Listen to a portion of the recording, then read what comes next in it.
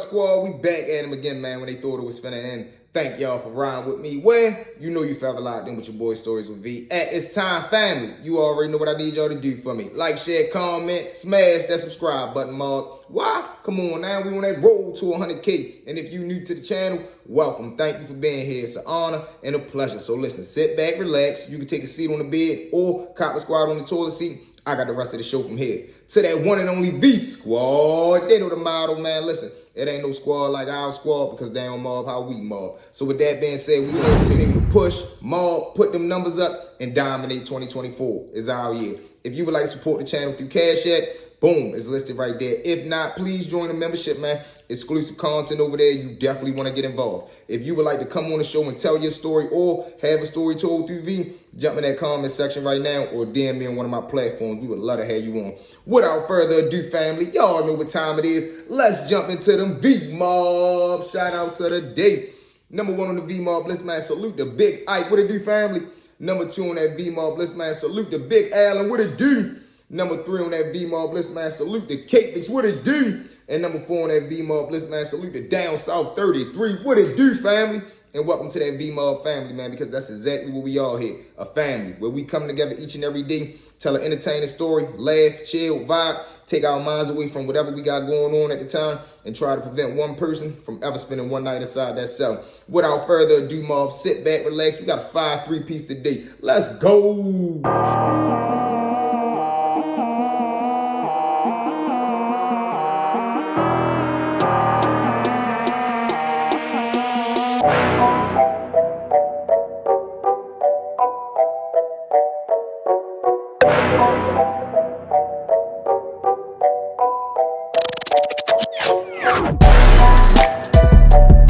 Let's jump into story number one. Now, mob, story number one, man. Wild situation, crazy situation. Now, during this time, I'm going to school. But like I told y'all, when I went to school, I never really attended class. Not the best decision V made, but I learned from my mistakes. Now, during this time, we got my little homeboy Doze. I nicknamed him Doze because he was an MS-13 member. And I never really knew what his race was. Like, I never really knew where he was from. And during this time, I'm just learning about MS-13 gang members. Like, they just starting to come to the school. They just starting to funnel through the system. Little stuff like that. They making a little pop-up. So now, during this time, he get knocked off in school. He got some crazy stuff in his book bag. They ends up booking him. He goes over Hickey for like 60 days, maybe 90 days. But during this time, just so happened, my luck, I ends up running into a situation. Now, when I run into my situation, I end up getting booked. I get a little 90-day hit. Now, me and him over there, and this is how I really find out that he messing around with the MS-13 dudes, because they had like a little roster of maybe 4 or 5 dudes over there, and they was all clicked up tight, and he had a little tattoo right here. But boom, so now he ripping and running. We do our little 90 days out Hickey.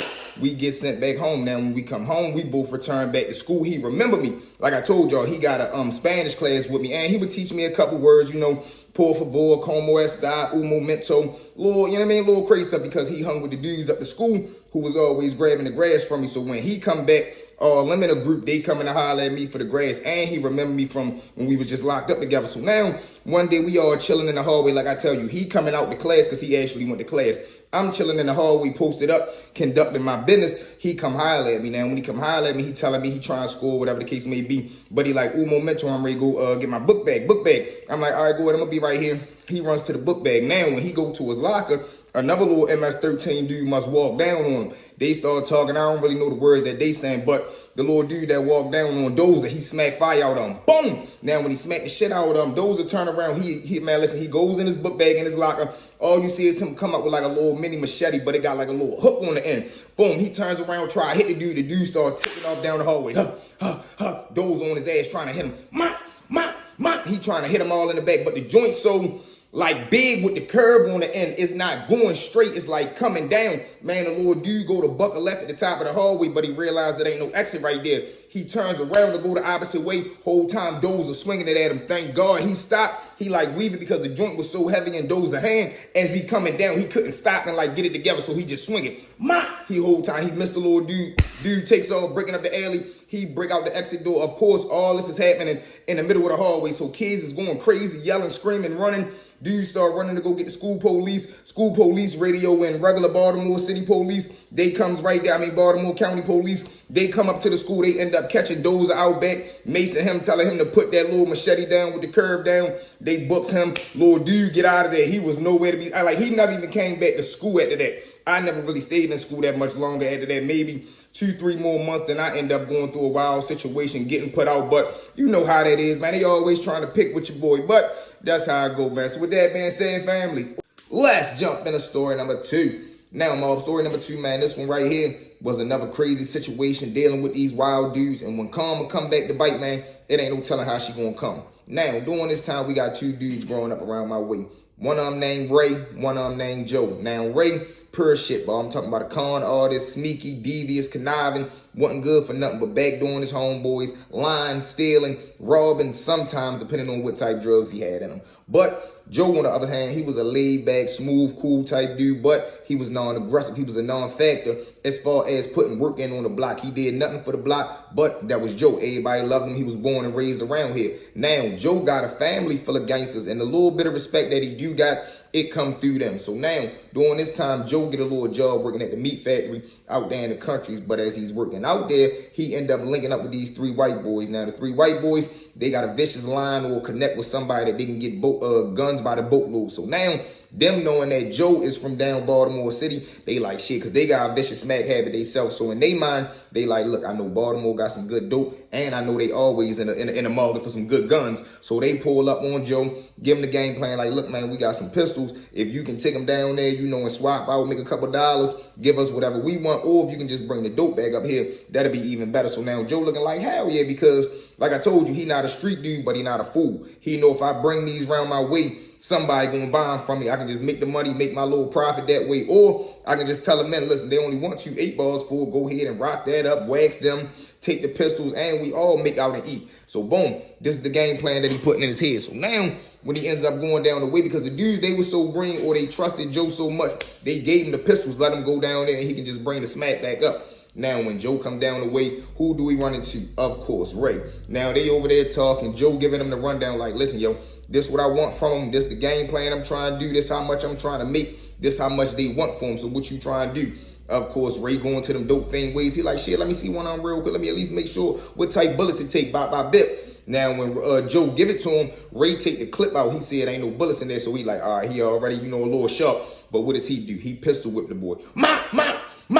Now, when he work him to the ground, of course, he take the other pistol up off him. He gets up out of there. Now, he leave Joe just sitting right there, face bleeding, everywhere swollen. It's crazy. Now, of course, what does Joe do? He get up feeling embarrassed. He feeling like he want to get back. And he like, damn, how the fuck I'm going to explain all this? I got to still go back to work, tell them that I done got the guns took from me and I ain't got no product from them. And I got to worry about how everybody looking at me around the way. What does he do? He shoot up in the house. He tell his big brother and his uncle, they like, look, don't even worry about it. How much did the little dudes want at your job? Joe end up telling his peoples they gave him the money or they gave him the product. He took it back up there. He was good. He just told the little white boys he got into an altercation around his way. And it really wasn't none of their business. So now, boom, of course, just like everybody expected, Ray ducking and dodging now. He not coming back around the way. But when we find out why he did it, an OG around the way end up fronting Ray an ounce of cane. What does he do? He sold all the work, but he end up fucking up the money. So now he goes on a run in a limb because he trying to pay the OG back. So when he took the joints from Joe, sold them over South Baltimore, came back around the way, paid him because at this point, he looking at Joe as a non-factor. He like, man, he ain't going to do shit about that. And if his brothers in them want war, he just going to go to war. Or he really don't care because he chasing his own habit. Ray got a Xanax bar habit out the world. This is why he messed up the money for the OG that fronted him the ounce. So now he comes back around the way, pay the OG. In his mind, he thinking he going to get another ounce and he going to be able to make this process happen all over again. Of course, the OG like, man, you done lost your motherfucking mind. I'm not giving you no more work, Ray. Get out my face, yo.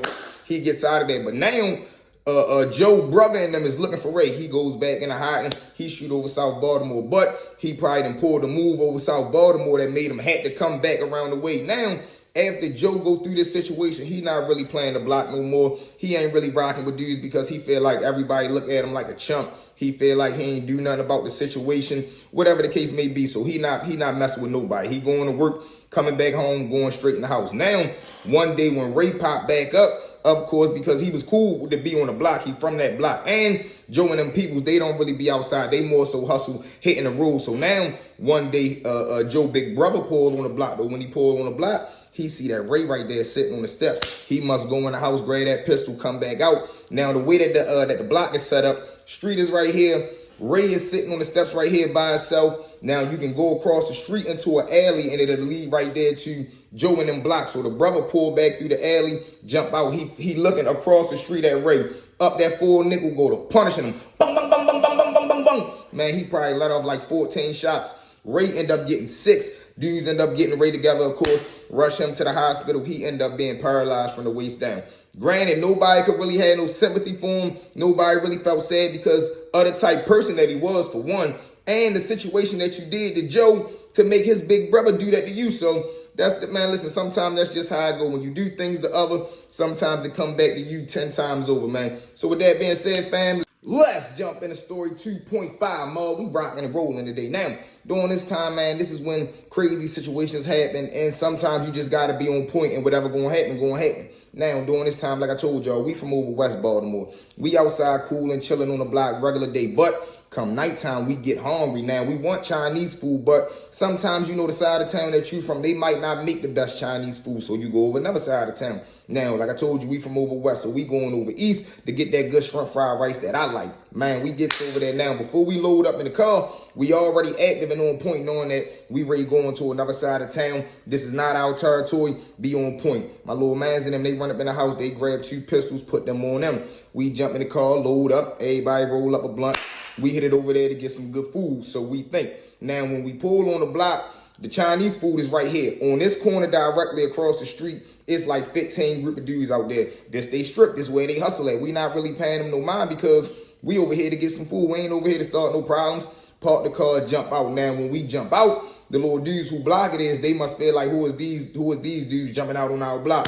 Goes in the store, we order the food. Now, we step back out front, finish smoking the blunts. But as we smoking the blunt, I can see that they looking out the corner of their eyes. They staring at us. They looking like they don't like that we right here ordering food on their street. So I see 2 of the little dudes, they run around the corner. Me being street savvy, I know they went to go grab their pistols. They come back around. Now, they wait about 10 minutes for real. They keep looking at us. So they yell out, man, where y'all from, short? We say, shit, we from over west. What's going on, y'all? All right, now, we not trying to, initiate nothing, but we ain't trying to give off no signals that we going for nothing, that you can just come over here and bother us. Now, after we say that, the little dude start walking towards us. Now, my homeboy behind me, he got a pistol on him. He up. Now, when he up, he don't, flash or show it on him. He put it like on my back. He just standing right there. I'm like, you all right? He like, yeah. So as they getting close, he like, man, what y'all doing over here? Now, my little man, he got a short patience. So he jumps from behind me to in front of me. Now he really exposing himself. I mean, man, what's going on, man? What's up? What type of time y'all on? Y'all good? So now they looking like, oh, okay, big man, that's how you carrying it? He like, no, I'm saying, y'all coming over here talking to us. Is that how y'all carrying it? So now they start retreating. But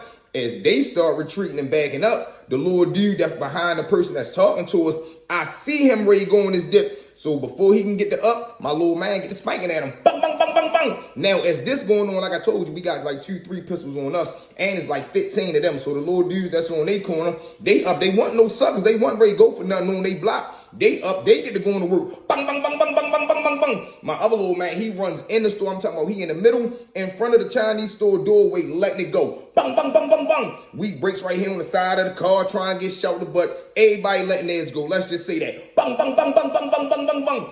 Thank God the block that the store is on a major little back block, a little dead street for real. So safety, cameras, none of that. No, this ain't that tight spot. Of course, now as they retreat, because of course you can hear the sirens coming, forget that fool. We jumps in our car, get out of there. But we sharp enough to know, don't speed off, don't skirt off, drive normal, and take all back roads. Don't drive past no main streets or anything with cameras. Makes it back around the way. But crazy situation, man. All chasing some good Chinese food that we never even got to get anyway. All because these dudes is mad that you got people on your block ordering food where a Chinese food spot is at. Mind y'all, like I told you, it was a major little duck-off block. In they mind, they probably like, no, only people from over east know about this spot. What they doing over here? What they coming over here to rob us? Dudes start putting all kind of wild thoughts in their head. But wild day, man. So with that being said, fam, let's jump into story number 3. Now, mom, story number 3, man. Another wild situation. We're going to keep it rocking and rolling with these crud ball, conniving type of dudes. Now, Around the way during this time, we got another character named Sparky. Now, let me give y'all a little basic block etiquette, I should say. When you hustling on the block, you gonna always want to keep your package on you, because anytime some money come around, you want to be able to jump on it right there. You don't want to be having to run to the stash and then the sale standing right there, police come, or the sale standing right there. Somebody else that's on the block hustling that got their package on them, they gonna get to the sale first and you gonna miss the money, and there's nothing you can do because this is the block. Now, during this time also though, if the police coming around the block real heavy, you gonna be forced to put your pack up, because you don't want to get knocked off, especially if it's the same police that always frequent around your way. They gonna know well-known faces. They done probably locked you up before. They know you always out here selling drugs. They gonna bother you. That's a trip to jail you just don't need. Now, remember, our goal is to prevent one person from ever spending one night inside that cell. So we don't even want to get involved. That's why we promote, man, don't get involved in the streets at all. So boom, during this time, my man Big Baby out there, he got his pack on him. Now, the police hitting the block hard this day. I'm talking about they spinning. And the police that's spinning around the block, he know Big Baby. Every time he see him, he jump out, harass him. He done locked him up several times before. So now Big Baby get nervous. He like, damn, I'm ready to go put my shit up. He goes in the alley. Now where he messed up is he ain't put the pack somewhere that he can keep an eye on it at. So he put it down. Now Sparky, like I told y'all, cruddy, conniving, stealing, backdoor, just a filthy piece of shit. So boom, during this time, he trying to get high. So when a sale pull up on the block, let's just say Sparky is at the top of the block, Big Baby sitting on the middle of the block, just chilling on the step. Now, as Sparky walking up the street to go try to bust whatever move he trying to bust, he runs into a sale. Now, a sale went 11 for 100. So this rate be a free $100 for Sparky if he can find some cane. So he like, shit, I ain't got nothing. But he lies to the plan and say, yeah, I got you. Just hold on real quick. First thing he remember is Big Baby just put his pack down right there in the alleyway. So now, like I told y'all, you can get to the middle of the alley from this way, or you can go around the other side of the block and come through the alley that way. What does Sparky do, y'all? Go around the other side of the block, creep through the alley. He grab the pills out the stash. He don't take the whole pack, thank God. He grab the pills out the stash. He get up out of there. He go hit the play. Now, when he hit the play, he get the money. He got a free $100. So he comes back around the way. He comes back around the front of the block. He tries to buy the drugs that he like. Now, mind y'all, he been asking everybody for like the past 3 hours, can somebody borrow some? Can he borrow this? Can he hold that till later? This, that, and the third. So everybody knew he broke. He pops back up with $100. Now he try and get high, and he got the money to pay for it. So alarms is going off, but ain't nobody really tripping, because whoever Ray make this money, that's all they care about. Whole time, about an hour go by, police then got up out of there. Another sale come, and they come straight to Big Baby. So now what does Big Baby got to do, y'all? Run to the stash to go grab his joints. And if you're a true hustler, every time you put your pack down and you pick it back up, you're going to count your pills to make sure you know ain't nobody rock your stash. He count his pills. He get to going off. Man, what the fuck? Fuck, I'm a bit. All right, that's a bet. That's a bet. Now, mind y'all, it's a thing sleep in the middle of the alley. Now, I say sleep because they was knocked up. But during this time when Sparky came through the alley, they was woke back there, you know, doing they one too. So the junkie jump up. He like, man, I ain't gonna lie. I know who did that, Big Baby. He like, who? He like, shit, man, give me 2 pills. I'll tell you. Of course, Big Baby already mad. He smacked fire out his head. Man, stop fucking playing with me, man. Who came around here and took my shit? He like, man, it was Sparky. Whole time, of course, now Sparky done already got his drugs by the time Big Baby walks back. Hence the name Big Baby. He was about 270 pounds, so it's going to take him a minute to walk all the way back around the alley. So when he gets on the other side, he like, man, where the fuck Sparky at? They like, I don't know, he just jumped in the car and dipped. I lie to y'all not, man. 2 days later, Sparky pulled back up. He done ran through that little $100. So now he coming around just trying to get a little hot, get a little blast, get a favor, whatever the case may be.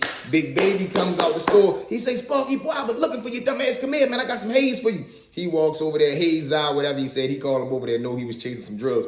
Sparky walked across the street. Big Baby smacked all fire out his head. Mop! Now, when he do it, he grab him by a shirt. When he grab him by a shirt and pull him in, smack him again, because now Sparky just stuck right there with the little, like, man, what did I do for you? Mop! Shut the fuck up. Drives him to the ground. Tell him all big hands. He never hit him with a fist. He just straight open hand. Mop! Lost your fucking mind stealing from me, yo. Mop! Of course, Sparky on the ground, bothered, man. I ain't taking that, man. Nigga lying. Man, Big Baby get to weighing that boy out. Get him, Sparky get up out the ground, walking up the street, of course, crying, grabbing his face. That's what I'm talking about. Niggas always putting dirt on my name, yo. Always me, no matter what it is. Walking up the street crying. Ain't nobody trying to hear that. We know you did it, but that's how I go, man. When you dealing with these crud ball conniving dudes, and for the crud ball conniving dudes, when you get caught, you might get the big hand put on you, man. So with that being said, family, you know what it is. Thank y'all for riding with me. Well, you know you forever locked in with your boy Stories with V at this time.